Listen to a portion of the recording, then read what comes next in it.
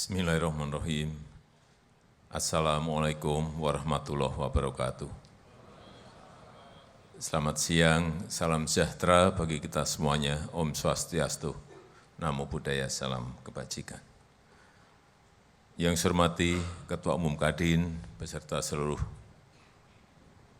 jajaran dan Ketua Umum Kadin Provinsi, para peserta Rapimnas yang saya hormati, Pak Menko beserta para menteri yang hadir, Bapak Ibu sekalian, hadirin yang berbahagia. Saya tadi waktu naik tangga, kok lihat garisnya kuning, di bawahnya ada kuning, saya nengok, kuning juga. Saya baru sadar karena Ketua Umum Golkar ada di sini.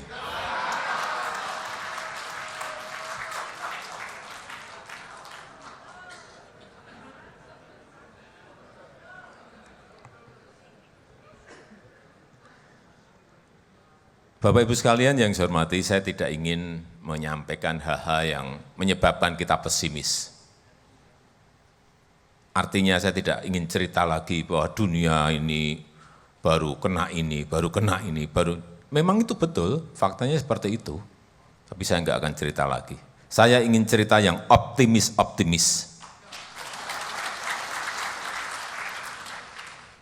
Karena managing director-nya IMF sendiri menyampaikan bahwa Indonesia ini adalah titik terang di kesuraman ekonomi global. Hati-hati, di tengah kesuraman ekonomi global, Indonesia adalah titik terangnya. Dia ngomong seperti itu.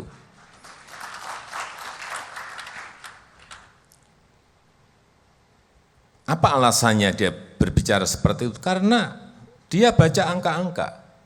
Coba dilihat, inflasi kita, inflasi terjaga. 5,7%.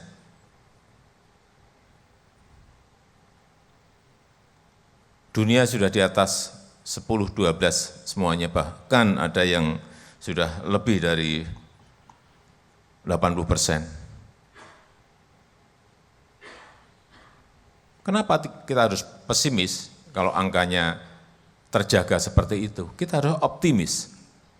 Kemudian juga pertumbuhan ekonomi, growth. Kuartal ketiga kita tumbuh 5,72%.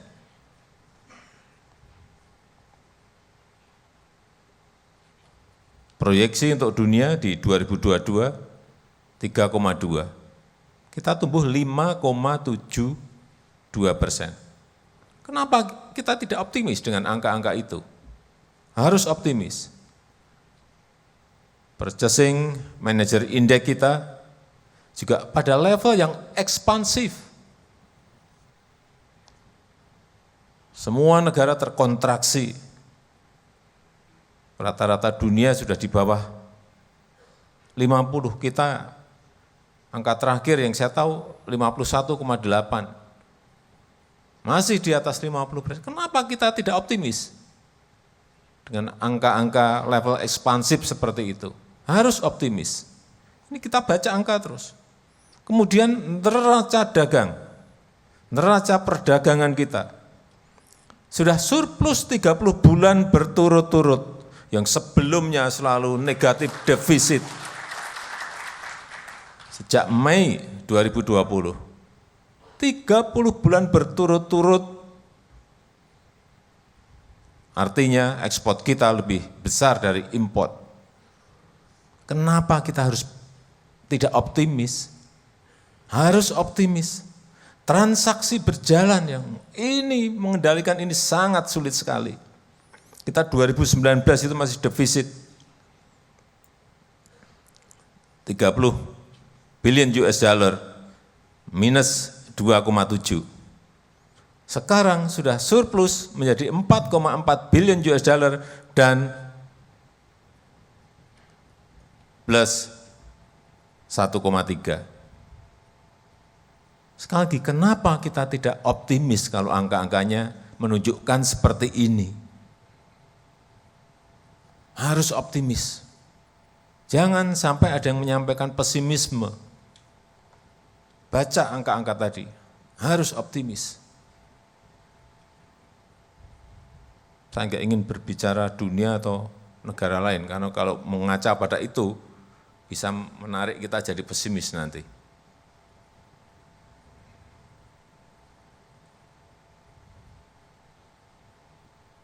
Dan ke depan, negara ini mempunyai potensi dan kekuatan besar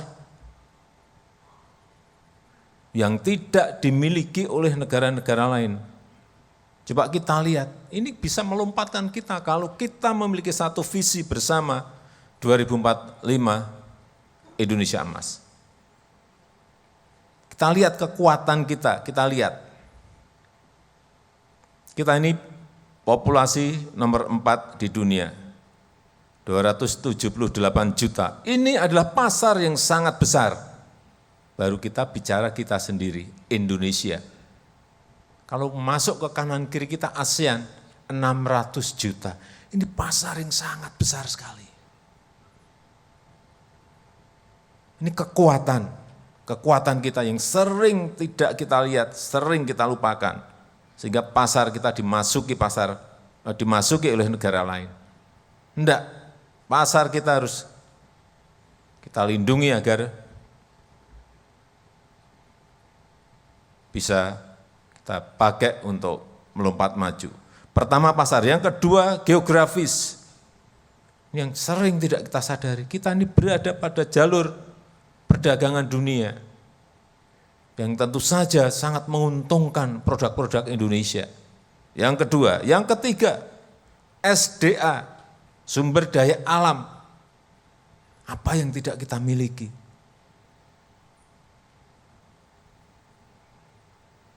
Yang keempat, SDM, bonus demografi kita. 2030 kita akan memiliki kekuatan tenaga kerja kita yang produktif itu 201 juta. Sangat besar sekali, dan kelas menengah yang sangat besar sekali. Inilah yang harus kita manfaatkan. Jangan dibiarkan kekuatan besar kita, potensi besar ini. Dan sekarang ditambah satu lagi yang ini sulit diperoleh, trust dari internasional, kepercayaan dari internasional.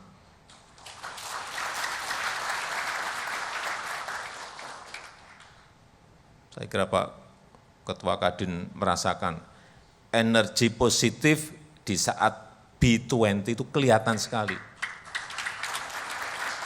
Saya 2 hari ini kedatangan 3 delegasi dengan delegasi besar, bertanya bagaimana mengenai transisi energi, tanya mengenai transformasi digital, tanya mengenai ekonomi hijau kita. Juga tanya mengenai bagaimana program EV baterai kita. Ini kekuatan yang harus kita sadari. Harus kita sadari.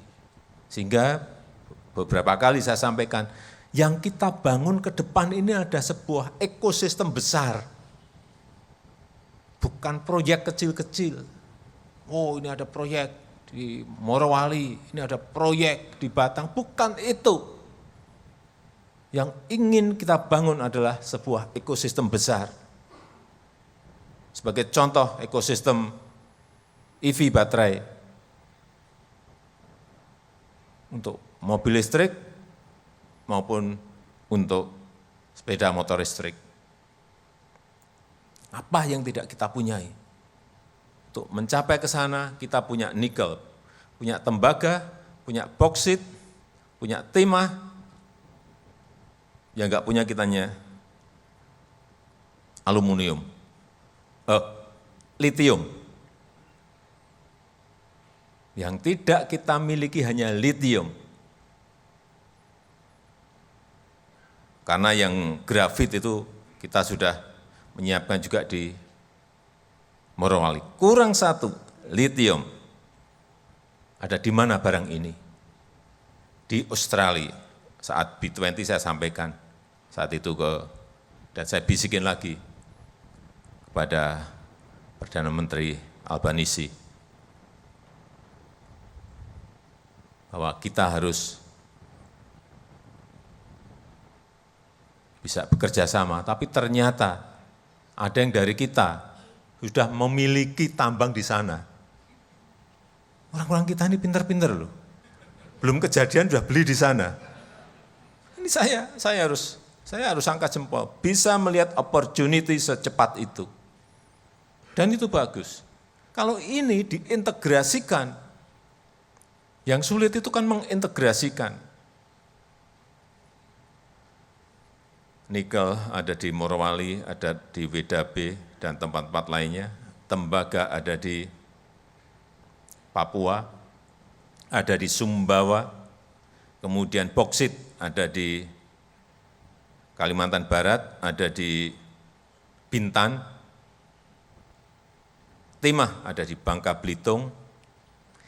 Yang sulit dari dulu sampai sekarang, yang tidak pernah kita kerjakan adalah mengintegrasikan itu menjadi sebuah ekosistem besar. Itu yang tidak pernah kita kerjakan. Proyek jalan sendiri, ini jalan sendiri. Sehingga tidak memiliki nilai tambah yang besar. Dan akhirnya kita dimain-mainkan oleh negara lain. Akhirnya, contoh saja, tembaga. Sudah lebih dari 50 tahun di Papua. Smelternya kok ada di Jepang, ada di Spanyol. Loh, kita dapat apa?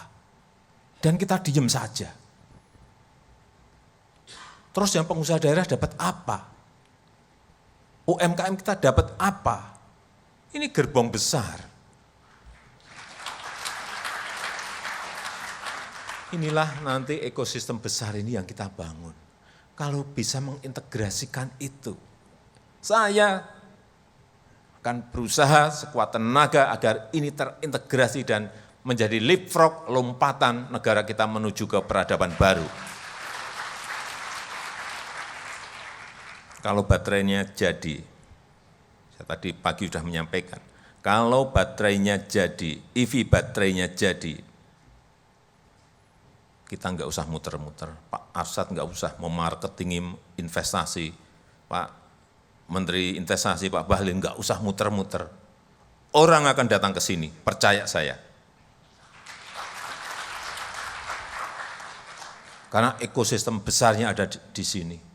Saya pernah hitung-hitung, 60% nanti produksi EV baterai dunia itu ada di Indonesia. Ada di Indonesia. Percaya saya. Sehingga siapapun yang ingin membangun mobil listrik, kendaraan listrik, sepeda motor listrik, pasti akan ke sini karena akan lebih efisien. Semua barangnya ada.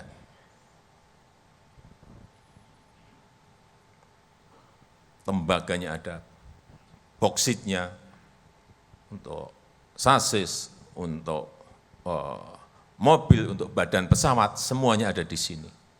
Dan yang lebih mendukung lagi adalah potensi green energy kita, renewable energy kita.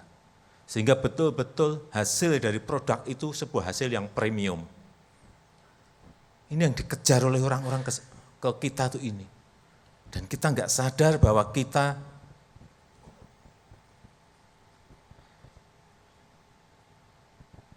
sedang berada pada kepemimpinan puncak global di sisi ekonomi. Trust-nya itu kita baru saja dapat. Ini jangan dilewatkan.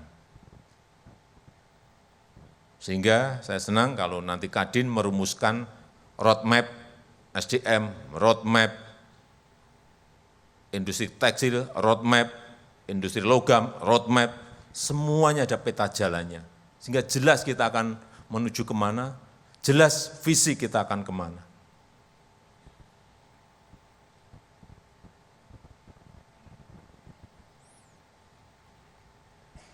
Ini akan menarik dan menggerakkan ekonomi dalam negeri. Ini akan menjadi sebuah lokomotif besar yang bisa menarik pengusaha daerah, menarik UMKM, semuanya akan ketarik. Kalau ini jadi. Dan yang paling penting menciptakan nilai tambah.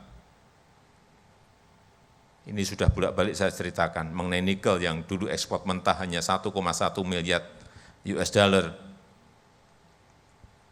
Berarti kira-kira 18 triliun, sekarang sudah lebih dari 320-an triliun rupiah, 18 kali. Itu hanya urusan dari nikel mentah menjadi stainless steel. Belum kalau jadi EV baterai, kemudian menjadi mobil atau menjadi pesawat, industrinya ada di sini. Saya nggak tahu berapa puluh kali lipat nilai tambah itu akan muncul. Saya rasa itu yang ingin saya sampaikan dalam kesempatan yang baik ini.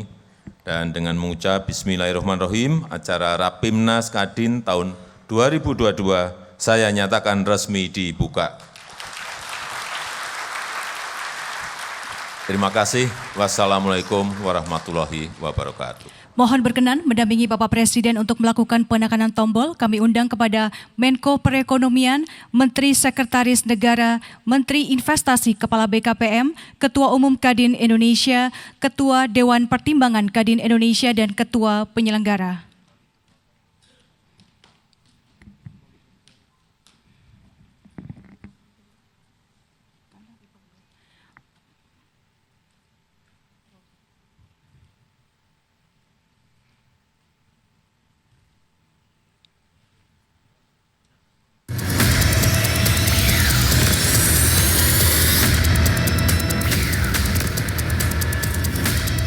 Hadirin sekalian, dengan ini rapat pimpinan nasional Kamar Dagang dan Industri tahun 2022 telah resmi dibuka oleh Presiden Republik Indonesia.